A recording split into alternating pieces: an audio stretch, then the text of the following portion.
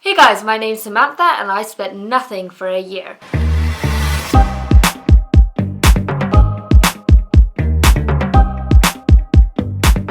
Welcome to my channel if it's your first time visiting me. I make videos on minimalism, my no-buy life, intentional living and all that good stuff.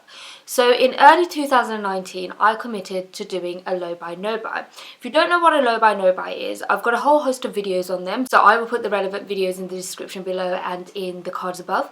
But essentially what it is that you make a commitment not to buy anything non-essential for an entire year. Now different people have different rules for their low-buy, no-buy. So you could allow yourself to buy replacements, you could allow yourself to go out, spend money on travel, or you could be much more extreme and say no makeup, no clothes, no travel, no nothing. I'll get into the specifics of my rules a little bit later in the video, but the way that I'm going to structure this video is I'm going to talk about my low buy, no buy and the impact it's had on my life, the very positive impacts. The second half of the video will be about all the tips that I would give to you if you are looking to embark on a low buy, no buy yourself. I believe that I've had quite a successful low buy, no buy, and that's because I only bought 3 new items into my life. I bought a sports bra, I got a pair of jeans from my mother-in-law for my birthday, and I got a pair of workout leggings for my husband, and those were the only 3 things that I added into my wardrobe.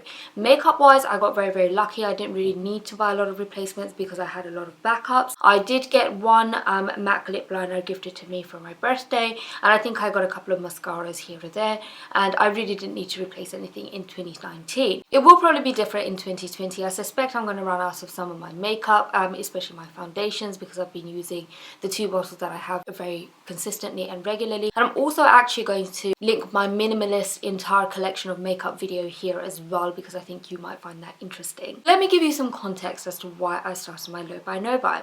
In late 2018, I got married and I had 2 weddings. My heritage is Bengali and my husband is Scottish, so we wanted 2 weddings, one in Bangladesh, one in Scotland, and they were both quite traditional. They both had about 70 people attending and they were fairly mid-sized weddings. They weren't super extravagant, but they weren't super modest either. And I'll put some video footage into this video so you get an idea of what kind of weddings they were. So at the end of 2018, I've spent all this money on these weddings and we'd saved up for the weddings ourselves. We didn't go into debt or anything, we paid for the weddings ourselves. But I consider myself quite a frugal person and I hadn't ever been used to spending that kind of money and that quickly.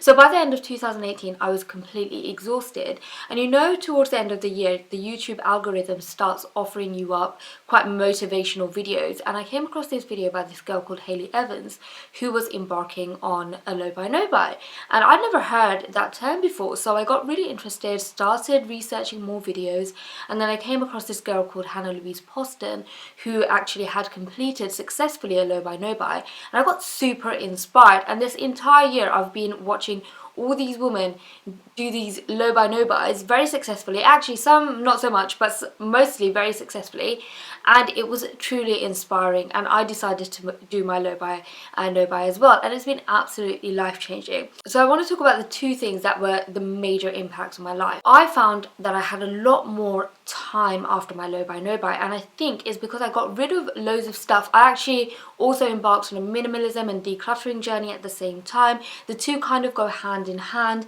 I've got lots of videos on stuff like that as well. I did this month-long declutter where I got rid of 465 items. I really minimized down my wardrobe and shoe collection, and all of that meant that I had a lot more mental space, a lot more mental clarity to devote to other things, and I found that I was a lot more productive. So I made the gym a habit, and I've been trying to make the gym a habit for as long as I can remember. This is the first time in my life where I've actually managed to stick to it quite regularly. I'm going to show you some charts across the months of how frequently I've been going to the gym. I go to this gym group across London and they keep a score of how many times you go as a member. So I'm going to throw that up so you can see how consistent I've been. So the gym and fitness have been an area where I've focused and been quite successful. I even meal prep sometimes as well. And the second place where I got really successful in my low buy, no buy is that I got rich.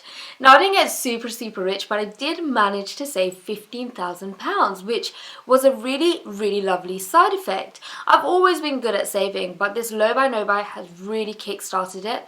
And next year my husband and I want to move out, and initially we were thinking of renting a place, but because of the success of this lifestyle, I think we have enough for a deposit now. It's really, really exciting. And if you go on a low buy, no buy, you'll be surprised at how much money you actually end up saving. So the future of my low buy, no buy is that I'm definitely going to continue it into 2020. Now, I don't know if it will be for the whole of 2020, but definitely for the first half of the year and until we buy our house. And I'll take you along with that journey as well. I've got lots more plans as to what I want to do next year. I want to increase my income quite a lot. I've already successfully done that in 2019 because I got a pay rise, and I'm going to link my side hustle videos here and also talk about how I managed to get like £15,000 saved up, and I want to continue in a similar vein this coming year. So now on to my tips. If you want to do a low buy, no buy, and if you want to be successful, I have 9 tips that I want to share with you, which I think might help. So the first thing to do, and the first thing that I did, is I kept a spending spreadsheet.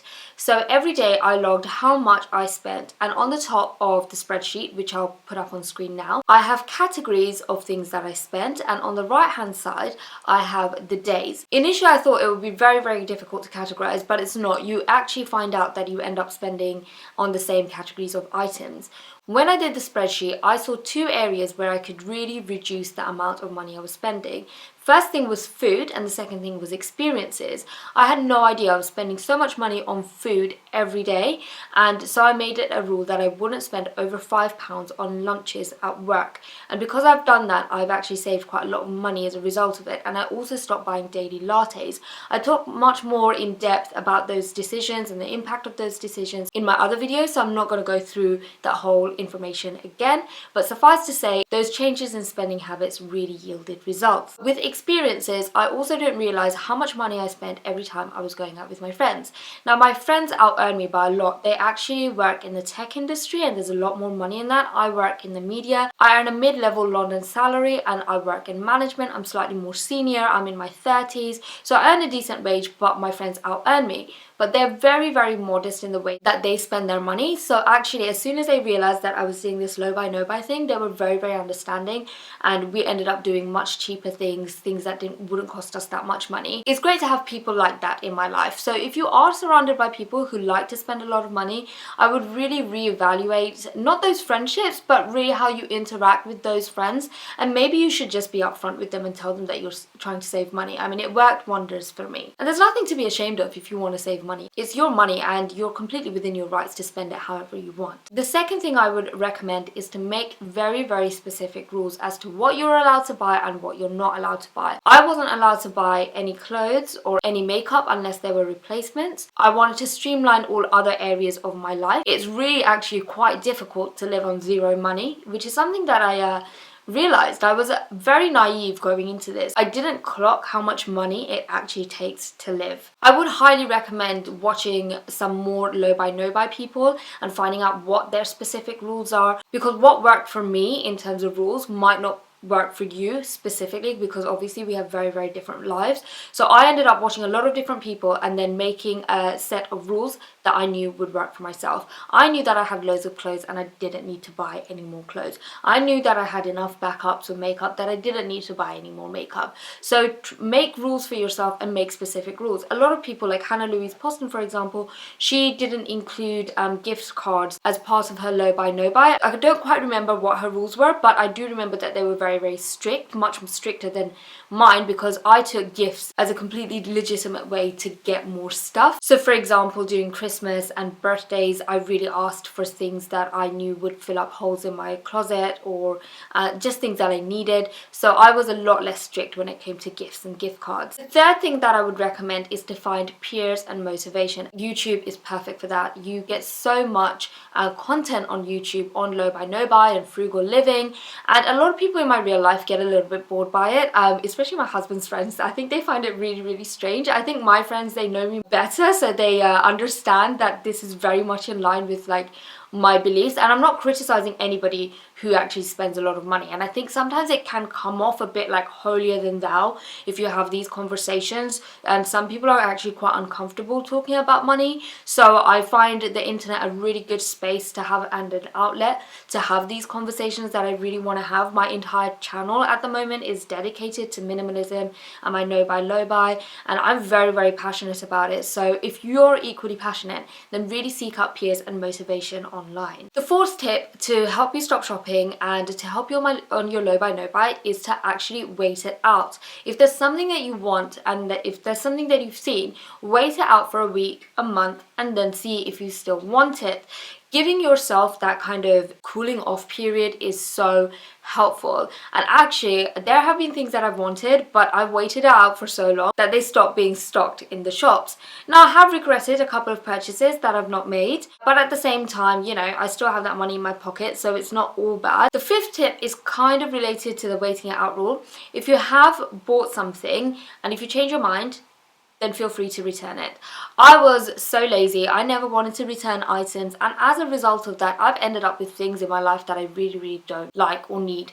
I have this one All Saints jacket, which is going to become notorious on my channel because I've talked about it so much. It was a £300 leather jacket. It looks really nice, but it was too much money to have spent from me. I should never have spent £300 on a jacket. That for me is far too extravagant, but I was too lazy and I didn't return it in time, so I am now stuck with that jacket for life. So I would say exercise that muscle of returning items if you don't want them. One good thing about this low buy no buy is because I've minimized my wardrobe so much. I've got 77 items in my wardrobe currently. 6 of them are shoes, so I actually have 71 items of clothing. And because I've reduced down the amount of clothing I have so much, it has made me use the leather jacket a lot more, and all my mistake purchases are now used a lot more frequently, so I don't look at them in such a negative light anymore. So that's a very positive byproduct of this low buy no buy. My sixth tip is to really stop going into shops. It can be really triggering if you go into shops and you see all these beautiful things and you start fantasizing about wearing these beautiful things, and you could wear this dress to a barbecue. If you stop going into shops, it stops you from imagining your aspirational life, and it reduces down the temptation a lot. So towards the end of the year, I actually kind of stopped looking online altogether and stop going into shops. It's not something that I've spent a lot of time doing anyway, but when I did go into shops, I found that I was getting quite triggered, especially around the autumn months when everything became a little bit more gloomy. My seventh tip would be to spend time minimizing and decluttering. This entire year I've been minimizing and decluttering and finding a lot of joy in that. I don't think it's bad to declutter an item that you're not using and to actually give it to a home where it will be loved and treasured. I don't think of it as such a waste. But if it's sitting in your wardrobe, if it's sitting in a cupboard, whatever item it may be, and if you're not using it, that is so wasteful. So giving it away, in fact, is much less wasteful. And it's so nice having so much more space, having so much more clarity. So I would really recommend minimizing, decluttering. I hate being surrounded by stuff, and once you start making space in your space, you will absolutely love it. My eighth tip is to see it as a real investment in yourself. All the time, all the effort that you're spending in not shopping and in minimizing and decluttering and saving is an investment, a long-term investment in yourself, and you're worth it and you deserve it. And this year has been really good in terms of making me really prioritize myself and what makes me happy. And sometimes I can get really into the headspace of feeling guilty or bad if I spend time doing something for myself. And this year it's been like, no, I love this new lifestyle. It's for me. It's bringing a lot of joy into my life. It's an investment into myself, and it's made me more selfish, but in a really good way. And I would switch up your mindset into thinking that this is for yourself and you have a right to do it and to enjoy it. And my final tip would be to seek external help if needs be. Now, the reason why I say this is because I've watched a lot of people go on this low buy no buy journey, and most people have been successful, but a few people have really struggled with it, and their attitude to shopping is actually very different from my natural attitude to shopping. I've taken to it like a duck to water. I found it really easy and fulfilling. But watching more financial channels and watching different people's attitudes to money, I've realized that for some people shopping is much more addictive and much more enjoyable in their lives, and it's something that they struggle to give up. And you don't even need to give up completely. There's nothing wrong with shopping. If you've got the money, if you're not putting in yourself into like financial straits through shopping, nobody is going to judge you for that. But if you really do want to curb your spending habits, then and you're finding it a real struggle, then why not ask a friend or a partner to help support you, or even seek professional help? I don't think that there's any shame in asking for help if you have a shopping addiction and if it's becoming a problem. So I just wanted to put that last tip in there because I just realized that it's not as easy as this video might be making out. That kind of brings me towards the end of my video. I'm going to link a lot of resources and the channels that I followed in the description below, people that you might already watch and that are inspiring to you, and maybe new people that you've not heard of already. And I'm going to link all my relevant videos and playlists in the description below as well. As always guys, I hope you really enjoyed this video, and let's wish us all a good 2020, and I'll see you next week. Bye!